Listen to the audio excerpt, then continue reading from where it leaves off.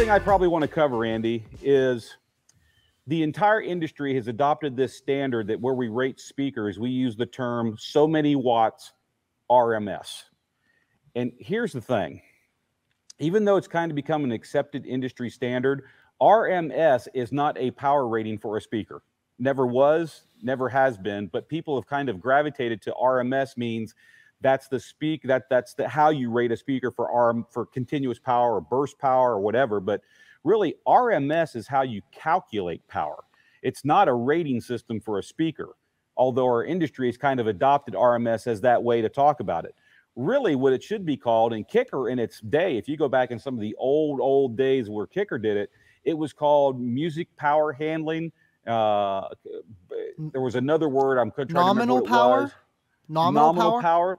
Nominal power may even been one of the words that was used back in the day, but musical power handling, because with a speaker, unless you're playing continuous tones, a speaker is fed a dynamic signal on and off, on and off, on and off. Just like you saw over there on the AMM1, it's not getting 500 watts continuous power. It's getting 2 watts, 200 watts, 800 watts, 900 watts, 500 watts. I mean, it's fluctuating up and down because music does the same thing.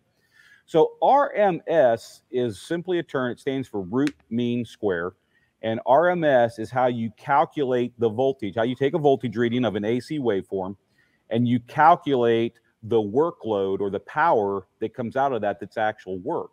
And so RMS is the calculation that you use to come up with the wattage number, but RMS doesn't really mean that's the power handling of the speaker. And I say that tongue in cheek with the fact that us and everyone else in the industry has kind of adopted that as the word, but I would actually feel more comfortable if we would say musical power handling. Let's just take that speaker over there. Musical power handling, 500 watts RMS, because 500 watts RMS is the actual power. Well, the power of what? Well, I would prefer to call it musical power handling. So to me, it's kind of become the term that people gravitate to as RMS, but it's how you calculate power. It's not what a speaker's continuous rating is, but people have kind of gravitated to that. Does that make sense? Absolutely. I think that's kind of like the way people look at a speaker, like, oh, can it handle the 500 RMS at a 40 hertz test tone for so much time?